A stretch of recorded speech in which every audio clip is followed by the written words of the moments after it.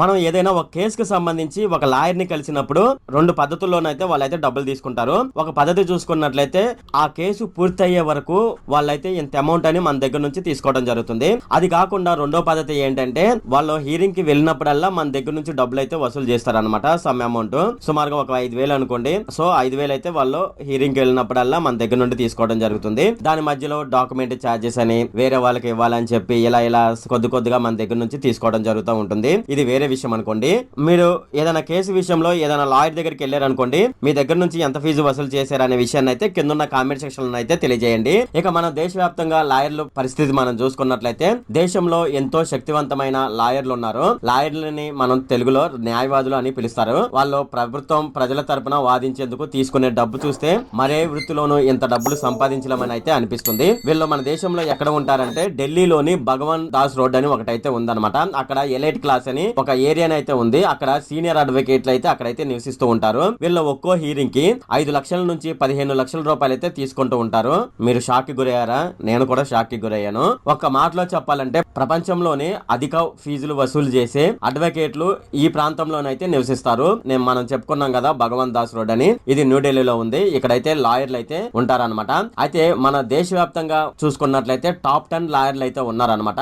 వాళ్ళు ఎంత ఫీజు వసూలు చేస్తారు ఒక్కో హీరింగ్ కి అనే విషయాన్ని మనం ఈ వీడియోలో డిస్కస్ చేద్దాము. ఈ వీడియోలోకి వెళ్లే ముందు నాదొక రిక్వెస్ట్ అండి. అదేంటంటే ఈ వీడియో కనుక మీకు నచ్చినట్లయితే ఇక్కడ క్రింద ఉన్న రెడ్ కలర్ సబ్స్క్రైబ్ బటన్ మీద అయితే ప్రెస్ చేయండి. ఇలా మీరు రెడ్ కలర్ సబ్స్క్రైబ్ బటన్ మీద ప్రెస్ చేయడం వల్ల నేను చేసిన ప్రతి ఇన్ఫర్మేషన్ వీడియో అనేది అందరికంటే ముందు అప్డేట్ రూపంలో మీ మొబైల్ కి అయితే చేరిపోతుంది. ఇప్పుడు మనం వీడియోలోకి అయితే వెళ్ళిపోదాం. సోలీ సొరాబ్జీ అనమాట. కోర్టులు లాయర్ల గురించి ఎవరైనా తెలిసిన వారు ఉంటే ఈయన పేరు వినే ఉంటారనమాట.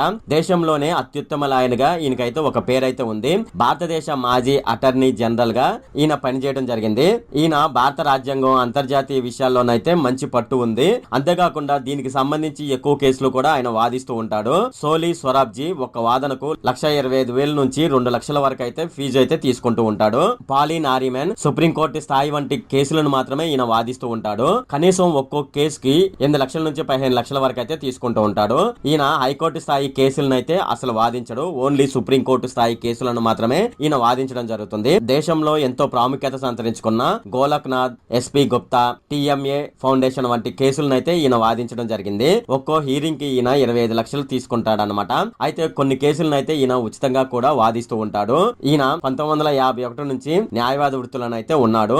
ఇండియన్ లా అండ్ జ్యుడిషియరీలో చాలా పేరు అయితే ఈయనకు ఉంది. హరీష్ సాల్వే ఈ మధ్య వార్తల్లో మెరిసిన ప్రముఖ లాయర్ అనమాట. ఈయన హరీష్ సాల్వే ఎక్కువగా క్రికెట్, రాజకీయాలు, ఆర్థిక అంశాలు వంటి అంశాలపై తనదైన శైలిలో వాదనలు అయితే వినిపిస్తూ ఉంటాడు. బేరర్ బ్యాండ్స్ అనే ఒక కేసునైతే ఈయన వాదించి ఆ కేసులో ఈయన గెలవడం జరిగింది. సో ఈ కేసులో ఈయన దేశవ్యాప్తంగానైతే ఈయన పేరైతే మారుమోగిపోయింది. దీనికోసం ఈయన 1981లో 5 జడ్జిల బెంచ్ ముందు ఈయన వాదించాడు. అంతేకాకుండా దూరదర్శన్ టెలికాస్ట్ వివాదంలో సైతం ఈయన సుదీర్ఘ కాలం వాదనలు అయితే వినిపించాడు. ఎంతో మంది లాయర్లు ప్రైవేట్ ఛానళ్ల వైపు వాదించగా ఈయన ఒక్కరే దూరదర్శన్ వైపు వాదించి క్రికెట్ టెలికాస్టింగ్ హక్కులు దూరదర్శన్ కు దక్కేలా చేశాడనమాట. ఇంకా చూసుకున్నట్లయితే వడాఫోన్ పన్ను వివాదం కేసులో ప్రభుత్వానికి వ్యతిరేకంగా, అలాగే అంబానీ సోదరుల గ్యాస్ వివాద విషయంలో ఈయన ఇంకా వాదనలు అయితే కొనసాగిస్తూనే ఉన్నాడు.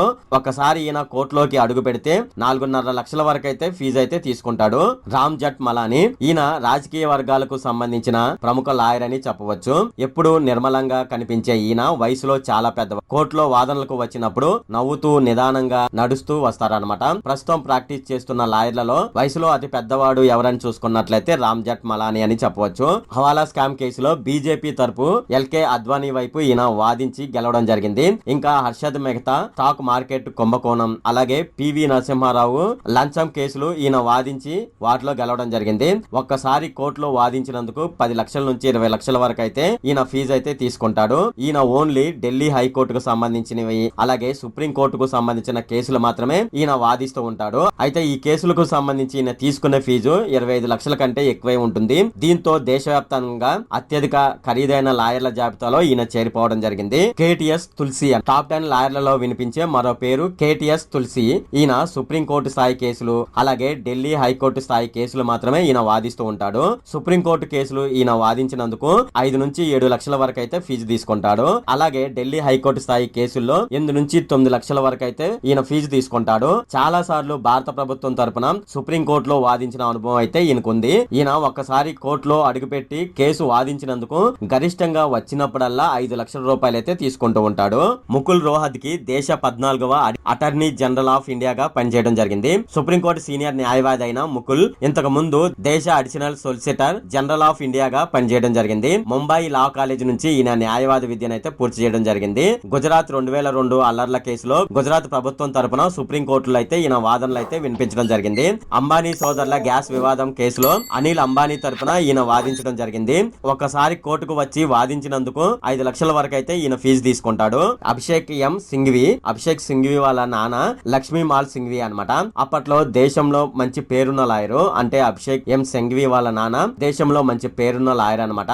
భారతదేశ తరపున యూకే లో ఇండియన్ మాజీ హై కమిషనర్ గా పనిచేశారు. 1998 అలాగే 2004 మధ్యలో బీజేపీ తరపున రాజ్యసభ సభ్యుడిగా కూడా అభిషేక్ సింఘ్వి పనిచేయడం జరిగింది. దానికి భిన్నంగా అభిషేక్ సింఘ్వి కాంగ్రెస్ రాజ్యసభ సభ్యుడిగా కూడా పనిచేయడం జరిగింది. తన కార్యాలయానికి సంబంధించిన ఖర్చులను చూపలేని కారణంగా 2014లో ఆదాయ పన్ను శాఖ 57 కోట్ల రూపాయలు అయితే ఆయనకు పన్నుగా విధించింది. అభిషేక్ సింఘ్వి దేశంలోనే అతి చిన్న వయసులోనే అడిషనల్ సొలిసిటర్ జనరల్ గా పదవిని అయితే చేపట్టడం జరిగింది. ఢిల్లీ హైకోర్టు స్థాయి కేసుల్లో ఈయన 9 నుంచి 16 లక్షల వరకు అయితే ఫీజు తీసుకుంటాడు. అలాగే సుప్రీంకోర్టు స్థాయి కేసుల్లోనైతే 7 నుండి 12 లక్షల వరకు అయితే ఫీజు ఈయన తీసుకుంటాడు. ఉజ్వల్ నికమ్ దేశంలో ప్రసిద్ధ లాయర్లలో మనం చూసుకున్నట్లయితే 2-3 సంవత్సరాల క్రితం నుంచి అయితే ఈయన పేరైతే తరచుగా వినిపిస్తుంది అనమాట. ముంబై సీరియల్ బ్లాస్ట్ కేసులో ప్రభుత్వం తరపున వాదించి నేరస్తులకు ఈయన శిక్ష పడేలా చేశాడు. ఈయన వాదించిన కొన్ని కేసుల్లో ప్రముఖంగా మనం చూసుకున్నట్లయితే ప్రమోద్ మహాజన్ మర్డర్ కేసు, 2013లో ముంబై సామూహిక అత్యాచార కేసు, అలాగే గుల్షన్ కుమార్ మర్డర్ కేసు, ఇంకా ఉగ్రవాది అయిన అజ్మల్ కసాబ్ ఉరితీత కేసు. ఇంకా చూసుకున్నట్లయితే అజ్మల్ కసాబ్ ఉరితీత కేసుకు సంబంధించి ఈయన అయితే వాదనలు అయితే వినిపించడం జరిగింది. ఎంతో పేరున్నప్పటికీ ఈయన ఒక్కసారి వాదనకు ఈయన తీసుకునే ఫీజు 40,000 రూపాయలు మాత్రమే. కె పరశరన్ ఒకప్పుడు ఎమర్జెన్సీ సమయంలో తమిళనాడు ప్రభుత్వానికి అడ్వకేట్ జనరల్ గా పనిచేయడం జరిగింది. అలాగే ఇందిరాగాంధీ రాజీవ్ గాంధీ హయాంలో భారత అటార్నీ జనరల్ గా ఈయన పనిచేయడం జరిగింది. భారత ప్రభుత్వం ఈయన కృషికి గాను 2003లో పద్మభూషణ్ బిరుదైతే ఇవ్వడం జరిగింది. 2011లో పద్మ విభూషణ్ బిరుదులతో ఈయనను సత్కరించింది. కాంగ్రెస్ తరపున రాజ్యసభ సభ్యుడిగా కూడా ఈయన పనిచేయడం జరిగింది. ఈయన కేసుకు సంబంధించిన ఒక్కో వాదనకు 1,50,000 నుంచి 2 లక్షలు అయితే తీసుకోవడం జరుగుతుంది. ఇక లాస్ట్ గా చూసుకున్నట్లయితే కేకే వేణుగోపాల్ దేశంలో టాప్ 10 అత్యుత్తమ లాయర్లలో కేకే వేణుగోపాల్ 1990లో మండల్ కమిషన్ కేసులో ఈయన వాదనలు అయితే వినిపించడం జరిగింది. ఇతని కెరీర్ లో ఆ కేసు అయితే గణనీయమైన మార్పు అయితే తీసుకువచ్చింది. ఈయన మద్రాస్ క్రిస్టియన్ కాలేజ్ లో న్యాయవాద విద్యను అయితే పూర్తి చేయడం జరిగింది అనమాట. ఈయన తండ్రి ఎంకే నంబ్యారు అప్పట్లో పేరెన్నిక గన్న లాయర్లలో ఈయన ఒక్కసారి కోర్టులో అడుగు పెడితే 5 లక్షల నుంచి 15 లక్షల వరకు అయితే ఈయన ఫీజు తీసుకుంటాడు అనమాట. వీళ్ళు మన దేశంలో టాప్ 10 లాయర్. సో మీరు ఈ మధ్య కాలంలో ఏదైనా కేసుకు వెళ్లారనుకోండి, ఆ కేసుకు సంబంధించి మీ దగ్గర నుంచి లాయర్ ఎంత ఫీజులు తీసుకోవడం జరిగింది అనే విషయాన్ని అయితే ఇక్కడ కింద ఉన్న కామెంట్ సెక్షన్ లో అయితే తెలియజేయండి. ఇది ఫ్రెండ్ ఈ వీడియోలో. ఫ్రెండ్ ఈ వీడియో కనుక మీకు నచ్చినట్లయితే ఇక్కడ కింద ఉన్న రెడ్ కలర్ సబ్స్క్రైబ్ బటన్ మీద అయితే ప్రెస్ చేయండి. అలాగే ఈ వీడియోని మీ ఫ్రెండ్స్ అండ్ ఫ్యామిలీ మెంబర్స్ కి అయితే షేర్ చేయండి. అలాగే ఈ వీడియో సంబంధించి ఏమైనా కామెంట్లు ఉన్నాయి అనుకోండి, నాకు తప్పనిసరిగా కింద ఉన్న కామెంట్ సెక్షన్ లో అయితే తెలియజేయండి. ఈ వీడియో అంతే friend. Okay, thank you friend.